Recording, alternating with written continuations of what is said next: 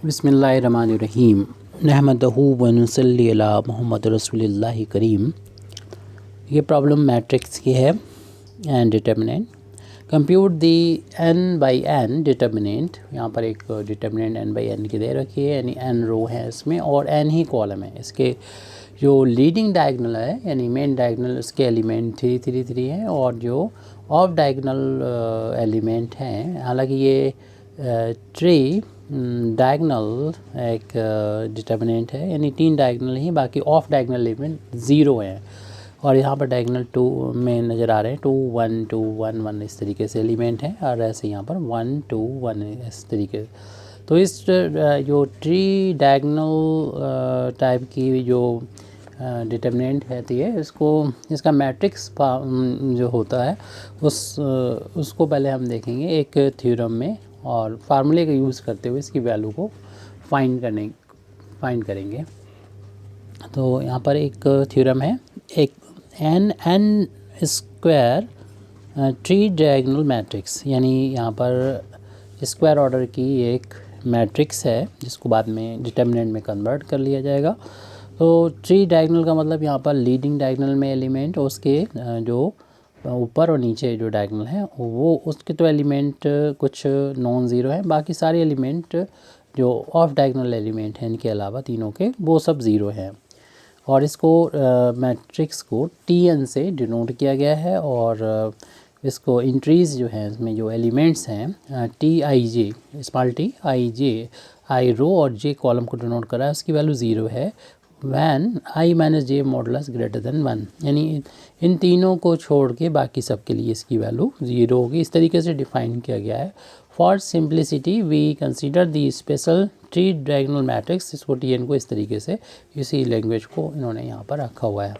तो ये देखिए यहाँ पर B और C जो लिखे हैं, और यहाँ पर इसमें तो B भी नज़र आ रहा है, इसमें C, तो इनकी पोजीशन भी चेंज हो सकता है ये ऐसे रहें और ये चेंज हो जाए, इससे कोई इफेक्ट नहीं पड़ता, क्योंकि इसको जब हम डिटर्मिनेंट में कन्वर्ट कर देंगे सीधी सीधी लाइनें यानी बनाएंगे पैरेलल टाइप की, जैसे कि यहाँ पर अपने इस प्रॉब्लम में है, तो उसको डिटर्मिनेंट लिखेंगे। डिटर्मिनेंट Tn इजिकल टू, इसकी वैल्यू a⁴n तब होती है जब इन दोनों B और C में से कोई एक ज़ीरो हो, क्योंकि BC का प्रोडक्ट अगर ज़ीरो है तो इस डिटर्मिनेंट की वैल्यू a⁴n होती है, यानी यहाँ पर जो लीडिंग डायगोनल में एलिमेंट है उसको ले लेंगे a और उसकी पावर जितना ऑर्डर है इस डिटर्मिनेंट का उसकी पावर n कर देंगे। लेकिन अगर ऐसा नहीं है, a² - 4ac के बराबर है, यानी a इसमें यहाँ पर जो एलिमेंट है a है उसका स्क्वायर करें और इन दोनों जो उसके ऊपर नीचे एलिमेंट लिखें B और C, इन का 4 टाइम्स करके देखें क्या इक्वल है, यानी a² - 4ac ये कंडीशन सेटिस्फाई हो रही है। और यहाँ पे देखें कि इनकी पोजीशन चेंज हो सकती है, कोई इफेक्ट नहीं पड़ता कि आपका यहाँ सिर्फ V लिखा है या अल्टरनेट BC लिखा हुआ है, क्योंकि हम देख रहे हैं कि ये जो है सिमेट्रिकल है BC के रिस्पेक्ट में, B और C के रिस्पेक्ट में, यानी C के यहाँ B और B के यहाँ C कर देंगे, कोई इफेक्ट नहीं पड़ेगा। तो ये वैल्यू जो होगी वो n+1 a/2 की पावर n के बराबर होगी, अगर ये कंडीशन सेटिस्फाई होती है। अगर ये इक्वल नहीं है, यानी a² की वैल्यू 4abc के इक्वल नहीं आती है, तब ये वैल्यू ये होगी अल्फ़ा की, तो तब डिटर्मिनेंट Tn की वैल्यू होगी α⁴n+1 माइनस β⁴n+1 अपान अल्फ़ा माइनस बीटा, जहाँ पर अल्फ़ा बीटा जो होता है वो ABC जो वैल्यू है यहाँ से वो उसके थ्रू हम निकाल पाएंगे, यानी a + √a² - 4bc अपान 2, और बीटा की वैल्यू हो जाएगी अल्फ़ा माइनस √, यही वैल्यू होगी अल्फ़ा a² - 4bc अपान 2। तो हम अपने इस डिटर्मिनेंट की कंपेयर इस डिटर्मिनेंट से कर देंगे, हालांकि ये मैट्रिक्स है लेकिन आपको मालूम है कि हम डिटर्मिनेंट ही कंसीडर कर रहे हैं, तो इससे कंपेयर करेंगे। तो लीडिंग डायगोनल में हमारा एलिमेंट A की वैल्यू 3 है और B की वैल्यू 2 है और C की वैल्यू 1 है। ये B की वैल्यू होगी, ये C की वैल्यू, कोई भी लगना है B और C में कोई इफेक्ट नहीं पड़ता, क्योंकि B और C के लिए ये सिमेट्रिकल है इसकी डिटर्मिनेंट की वैल्यू।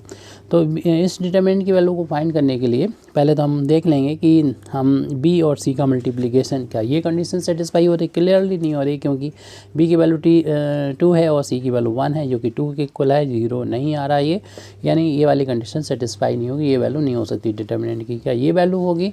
तो हम देख लेंगे a² की वैल्यू जो कि 3 का स्क्वायर होगा ओके 9 हो जाएगी। और 4 टाइम्स बी सी कितना होगा, तो 4 इंटू वी की वैल्यू 2 है, सी की वैल्यू 1 है, ये 8 आ रहा है। देख रहे हैं कि हम यहाँ पर कि ए स्क्वायर की वैल्यू 4 बी सी के इक्वल नहीं आ रही, क्योंकि ये वैल्यू 9 है और ये वैल्यू 8 है।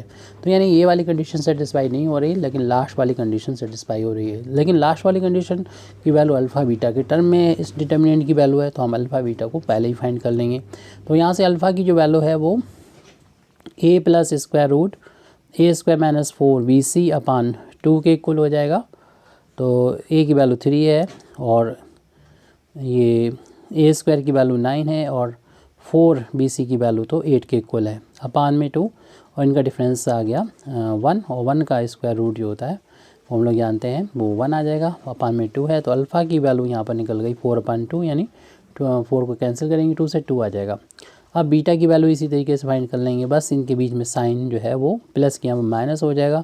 यही वैल्यू होगी 4 बी सी अपान में 2, तो ये वैल्यू थी 3 और ये सॉल्व होके वैल्यू आई है 1 के इक्वल, लेकिन साइन यहाँ पर माइनस हो जाएगा। तो इनका डिफरेंस आ गया 2/2 यानी 1 आ जाएगा। अल्फ़ा की वैल्यू 2, बीटा की वैल्यू 1 है, तो इस वैल्यू को यहाँ पर अब रख देंगे। हमारा जो कंडीशन लागू हो रही है उसके अकॉर्डिंग हमारा इस डिटर्मिनेंट की वैल्यू जो हमने इस डिटर्मिनेंट को अगर टी एन से डिनोट कर दिया, तो इस टी एन की जो इसको डिटर्मिनेंट ऐसे लिख दें या ऐसे तरीके से में बदल दें, या फिर इसको ऐसे डिटर्मिनेंट टी एन भी लिख सकते हैं, कैपिटल टी एन। तो इस डिटर्मिनेंट की जो वैल्यू है वो आपको मालूम है किसके बराबर होगी,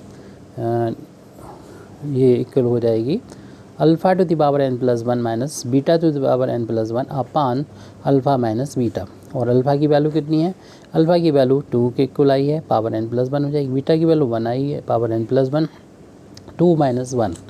अब 2 माइनस 1 तो 1 हो जाएगा, लेकिन 2 की पावर n प्लस 1 ऐसे लिखी रहेगी। 1 की पावर कितनी होगी, वो 1 के इक्वल ही रहेगा।